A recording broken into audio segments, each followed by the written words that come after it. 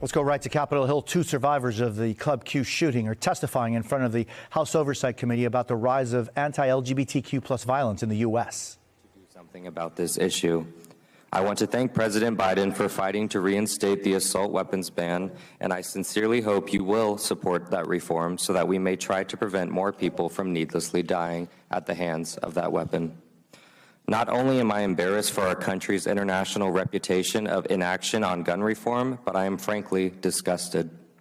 Between 1994 and 2004, America's mass shooting incidents dropped dramatically. Following the expiration of the assault weapons ban, which the Republican Party allowed to expire under President Bush, we now have an epidemic of domestic terrorism and violence. The time to do something is now. What needs to be done is placing the lives of children and adults above our unhealthy obsession with assault rifles. And you are some of the ones who can make a difference. Many in our government say nothing can be done. This epidemic of violence is just the price we must pay for freedom in this country. That is a lie. The facts speak for themselves, and your denial of this gun violence reality is not a policy proposal. I encourage you all to work together to save our children and adults, and in turn, save ourselves and the soul of our nation. To the politicians and activists who accuse LGBTQ people of grooming children and being abusers, shame on you.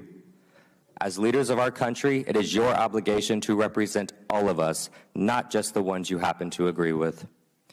Hate speech turns into hate action, and actions based on hate almost took my life from me at 25 years old.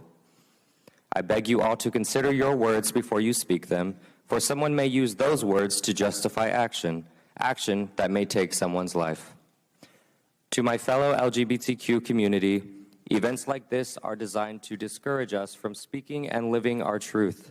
They are designed to scare us from living openly, courageously, and proudly. We must not succumb to fear. We must live prouder and louder than ever before. We must continue to be who we are, for who we are is exactly who we are meant to be. And to the children watching this, feeling you may not be like the other kids, I understand you and I see you. You deserve to be exactly who you are, no matter what anyone else has to say.